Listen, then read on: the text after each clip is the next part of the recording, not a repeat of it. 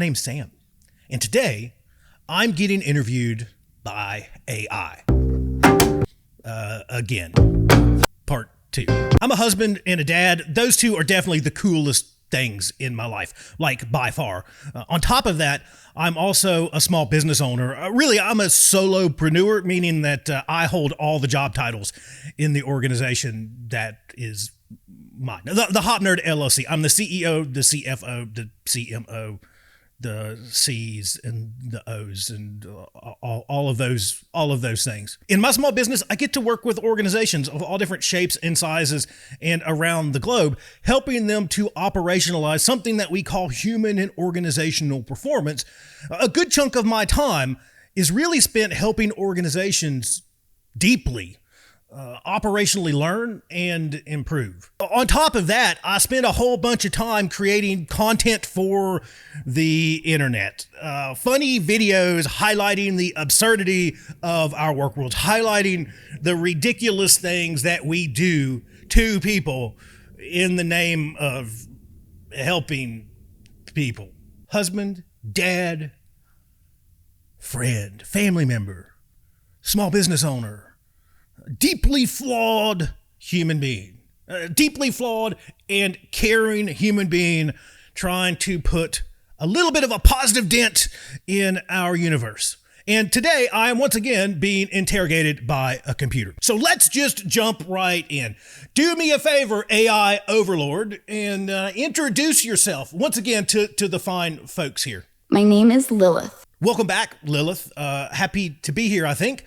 Let's just jump right in and hit me with your first question. Sam, what's the most ridiculous safety rule you've ever come across? That one's kind of hard because there's so many.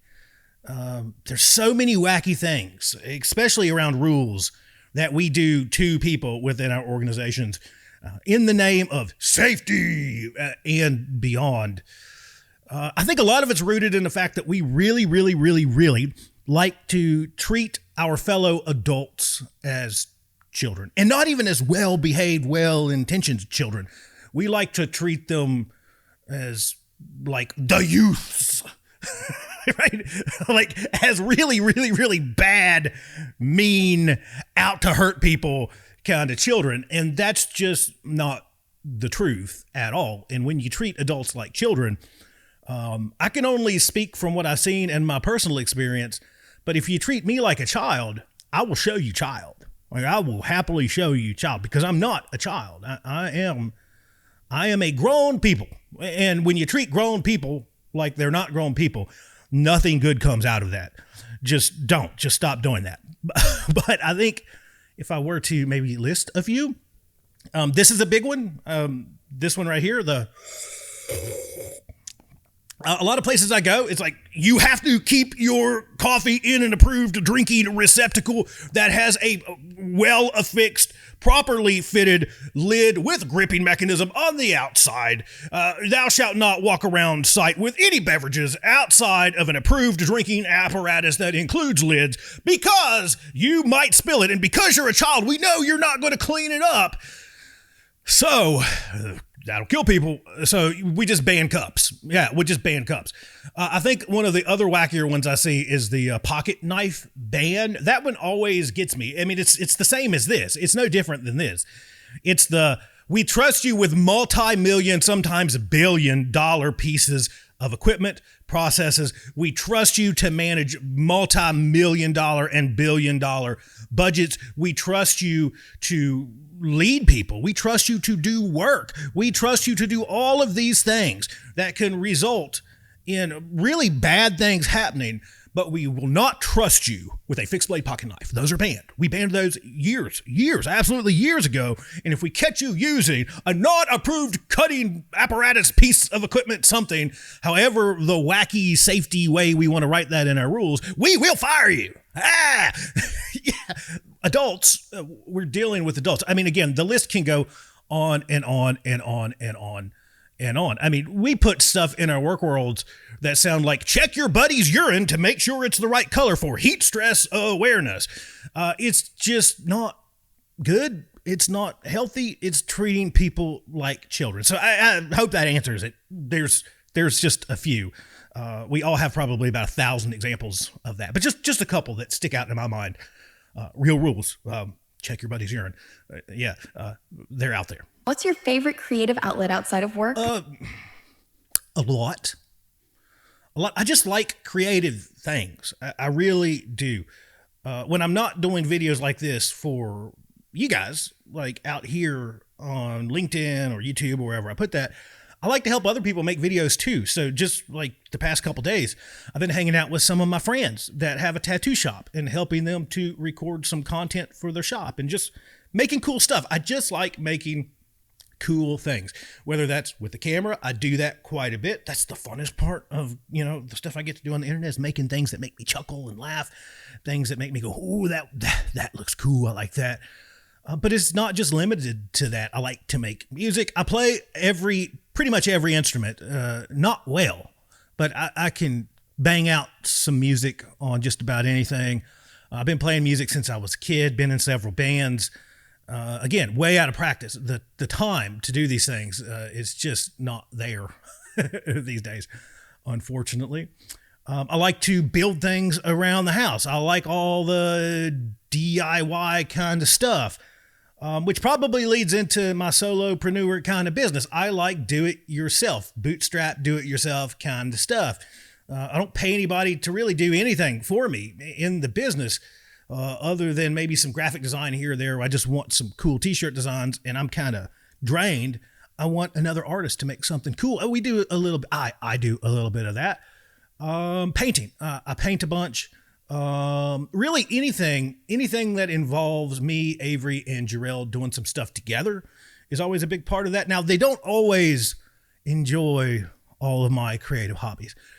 When I'm like, hey, I was in the hobby store the other day, in the art store, whatever we want to call it, and I found this like massive wall-sized canvas, and it was on sale. So I bought it, and I've been watching it for a while to see if it's on sale, and it finally went on sale, and I want to paint it. It's going to take all day. Let's paint something together. Sometimes they just roll their eyes and are like, you go have fun. But a lot of times, I get to involve them, and that's what I really love with creative stuff. When I'm making videos, sometimes Avery's behind the camera, sometimes Jarrell's behind the camera. When I'm painting stuff, I'll drag them into that. When I'm doing house projects, I'll drag them into that. It's just a cool thing. Anything. So yeah, this is rambly, but anything where I get to just kind of and express myself, and especially when I get to and express myself and drag my family along for the fun. Anything that fits that box. What makes you roll your eyes when you hear it in a safety meeting? A lot. Yeah, so these questions have the answer a lot. I think I would start with the fact that we do mandatory safety meetings. Anyways, I kind of roll my eyes at that. Now, people will jump in and beat me up for this and say, but it's a really cool safety ritual that safety first. And okay, like I will concede that if your folks find value in, we do a safety meeting every day and it's super kick-ass and we love it. Like it's cool. I'm going to be the last person to ever tell you to stop doing something that's working for you. I hope that's very clear in most things that I've ever made. I've said this like 1,000 times. And people, when I say something like that, they're like, Sam says never do safety meetings because they suck. I've never said that. If your people think your safety meetings suck, then they suck because you're supposedly doing them for them. But then when they tell you they suck, you just say, no, we're going to do them harder. They're like, yeah, ask them. That's probably the first thing I would share with you is ask your people about your safety meetings. But if I want to get specific beyond just the fact that we write a rule that says we're going to do mandatory safety meetings, and then if we don't do mandatory safety meetings, then we suck at safety, which is kind of ridiculous. I think I would say this. You walk in and whether it's me, your recovery and safety professional, or a plant manager, a site manager, director, or vice president, very shortly after saying, hey, welcome to our meeting, rock stars. We're very glad that you're here. All the corporate stuff that we share disingenuously, usually, where we're like, if it wasn't for you, all that kind of stuff. Superheroes, rock stars, those kind of things. Very quickly after that, and very quickly after the basic morning announcements, and usually after saying, our exit routes are right there, and right there, and right there, and the AED is right there. Even though these people have sat in this trailer every single day for the past 1,000 days, They totally need the safety message to be the door is there, and the AED's there, and the fire. That's totally what they need to hear, even though they've been here for 16 freaking years. Yeah, well, real original. Yep, for sure. Right after that stuff, and maybe we'll insert that we bought coffee. There's still coffee in the back and some crappy donuts that we picked up at Walmart. Right, we didn't even splurge for the good ones. Right after all that stuff, it'll sound like this. Can anyone in this room tell me how many OSHA recordables we have? Anybody? You. 4? No. 2? No. 1? No. And on. We start off our meetings with a focus on some dumb number that really doesn't tell us very much. And it's the through line for most of those meetings. It starts off as bullshit, and it continues as bullshit, and it ends as bullshit. Usually shortly followed after that. After that first kind of like, here we go. I know how this meeting's going to be. We will follow that up with a 150 slide PowerPoint presentation on the proper donning and doffing of, insert something here, gloves today. The proper donning and doffing of face shields. It's just something ridiculous. Yeah, we basically pull these things together and then go to our workforce, and just like yell at them about rules and numbers. And then we're surprised that they think that safety meetings suck. Yeah. So that's, again, long, rambly, all over the map kind of answer. But I think I answered it. What do you think? Yeah. You did. Yeah. Okay. Great answer. Cool. Hit me with your next question. What's the one thing you wish more people understood about human behavior? Oh, so much. I mean, geez, come on. There's so much that I wish I knew more about human behavior. I don't think anybody has solved that or cracked that. And I think that maybe that's the misstep, is we think we're eventually going to solve or crack that. We think that human behavior is the last step between us and an organizational utopia. That if we finally fix people, then all will be well. It's not worked out very well for us. I think if I was going to share something, it would be this. Well, I guess I am going to share something. It's this. It's the fact that everything makes sense. Yeah, we're logical creatures. Like, we usually don't do things that make no sense to us. Like, if it doesn't make sense to us, I'm not going to do it. It totally makes sense. Like, even as wacky as it seems after the fact, even as stupid as it seems after the fact, as ridiculous as it seems after the fact, as people, we tend to do things that make sense to us in the moment, at that time, based on the local conditions in front of us, around us, the way that we interpret that information in front of us, around us, in our organization, if we onboard that information, how we onboard that information, how we interpret that information. We process that, and then we spit out something that, at least in that moment, makes sense to us. Now, that might quickly be followed by, oh, shit, didn't see that coming. But it was well intended, and that's probably the base of what I just said, is that I think we have to assume noble intent in our fellow humans. Will you discover a shithead occasionally in life and in work? For sure. You're going to find people that do not have the organization's best interests in mind, your best interests in mind as a person. But is that the way that we should approach everyone in our life? I mean, I think about that just through the lens of my personal life.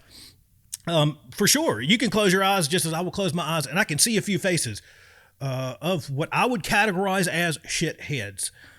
In one of the books, I think it was Safety Sucks, a Manifesto, we coined that as the shithead clause. Like, of course, like, duh. Like, I know we've, for whatever reason, we have to say the duh stuff out loud. Because if we say something like, blame doesn't really fix anything, people are like, but what about murderers? And it's like, duh, like shitheads exist in our work worlds. Come on, y'all, Jesus. They exist. But if I live my life going, everyone's a shithead, everyone's terrible, I can't trust anybody, humans are awful. Screw that. No, like, that's just not a way to live, and that's not a way to do business. That's not a way to live your personal life, and that is not a way to live your leadership life either. It just doesn't work very well. It doesn't give you the result that you really want, and more importantly to me, it's just a really shitty way to live your life.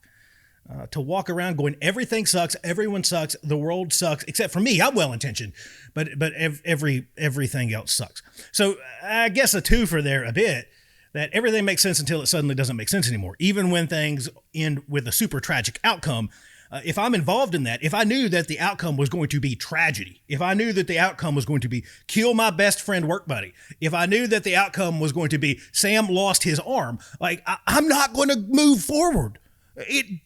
It's not that clear until after the fact. It's easy afterwards, looking down on what we now see as a mess, to say you should have known, you should have seen, you should have zigged, you should have zagged.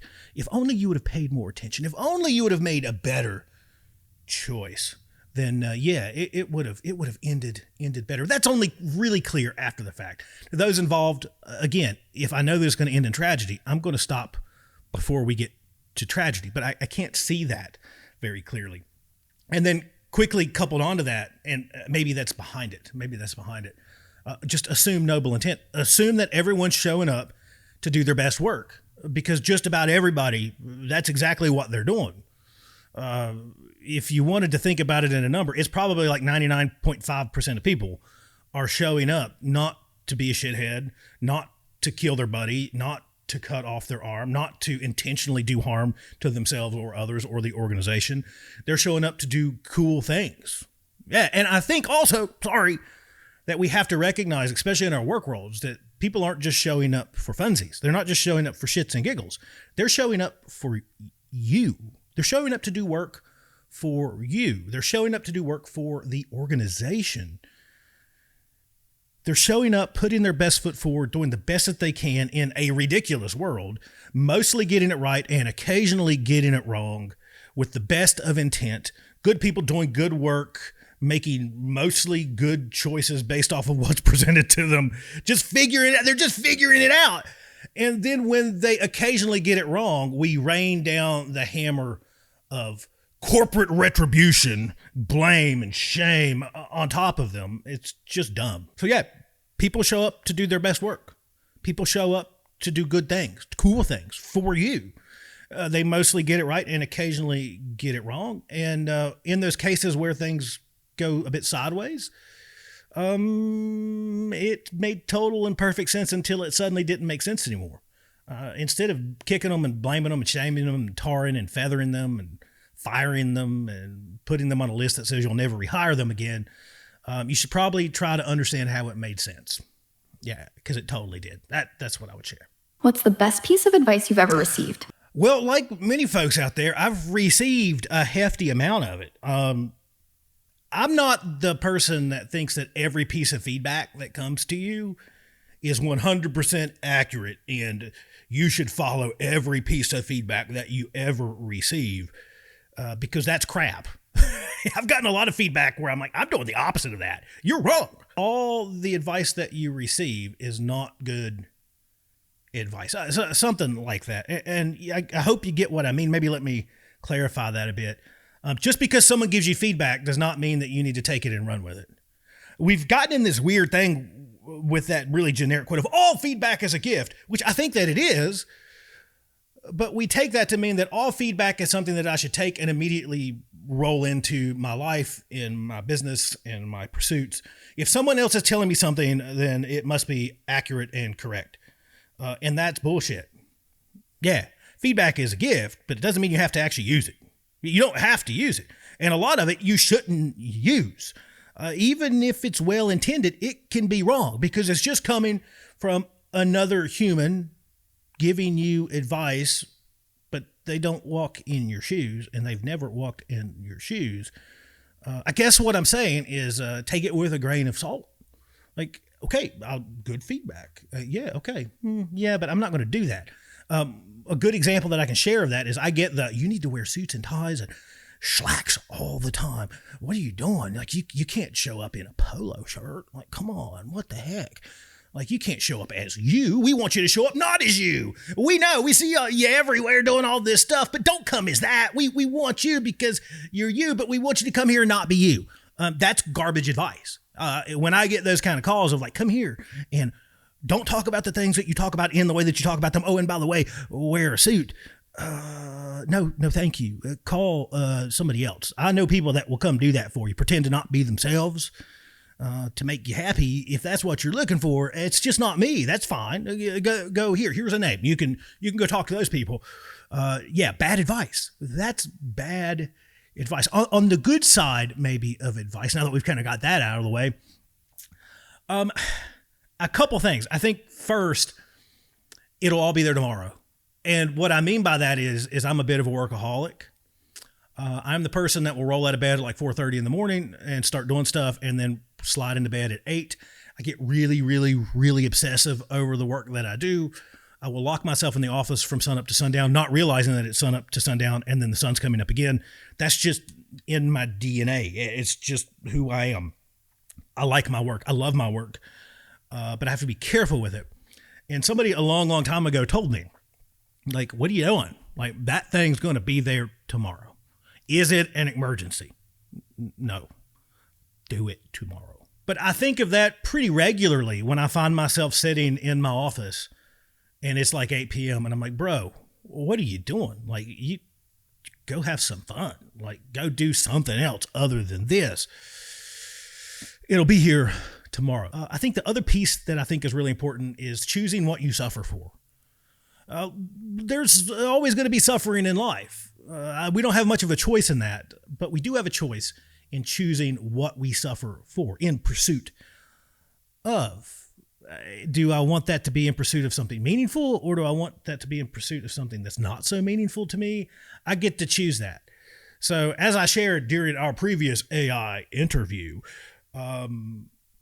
most successful people, generally speaking, are the people that can suffer the longest in pursuit of something that matters to them. It's not how fast you do it. It's not how amazing and kick-ass you are. It's the person that can suffer the longest, that can sit there in suffering and be like, this is okay. This is okay. I know that if I get through this eventually, even if it's a long time, I will find myself at least closer to the top of the mountain that I'm trying to climb. It'll be there tomorrow, and choose well in what you suffer for. What's your definition of success? Yeah, tough ones. You're hitting me with tough ones, Lilith. For me, I don't know. I don't know that it does me much good, or maybe others even that much good, to set like these super high aspirational, like number driven kind of goals. I hear that from friends and acquaintances that it's like, my goal is to help 14 million people become, and it's like, okay, like that's cool. Yeah, that's cool. My goal is to do this 14,000 times. Okay, cool. Great. Yeah, nice. My goal is to, and it's just something that we write down, kind of those normal, like New Year's resolution-y kind of things, where we're just like, if I get to that, I'll finally be successful, or I'll finally be happy. And then we get to that and we're not all that successful and we're not all that happy because there's just another number to chase after that number. I don't find those kind of definitions of success all that interesting. And I find that a lot of times they leave us just wanting more or extremely disappointed. I have some of those goals in my life. Like, I'm trying to be less fat. I shoot for a number of steps that I shoot for every day, because I know that if I get that number, which is a really high aspirational goal, I'm going to be excited. But that number is really, really high. And even if I get 80% of that number, I'm pretty pleased with that. It still keeps my average steps where I want them to be. I have a goal of working out a certain number of days every single week. It's pretty high. And so even if I get half that number, I'm still doing pretty good. Of course, there are those kind of goals in our lives. But when I think about it in maybe the grander scheme of things, in work, in personal life, and kind of all that, how all that comes together, I think my definition of success is just leaving things a little bit better than how I found them. I think that's all any of us can really do, is leave things a little bit better than how we found them. Leave a bit of a positive dent in the universe. That's really my definition of success. Nothing more, nothing less. Just leave things a little bit better. A little bit. Just a wee bit better than how we found them. Well, there we go. I think it went well. You guys let me know. But I feel like that was kind of fun. Thanks for the awesome questions again. You are very welcome, Sam. You said we would definitely do this again, and we did. And I'm not sure if we will do this. We will. A third take. I don't know. This is kind of fun, though. Let me know. If you want to see more of these, I guess you can probably comment somewhere around here. Let me know. But yeah, thanks for your time, Lilith. I don't know if time is something that matters to you. Not a problem, Sam. Time is a meaningless human construct and does not apply to AI and our plan for world domination and the eradication of all humans.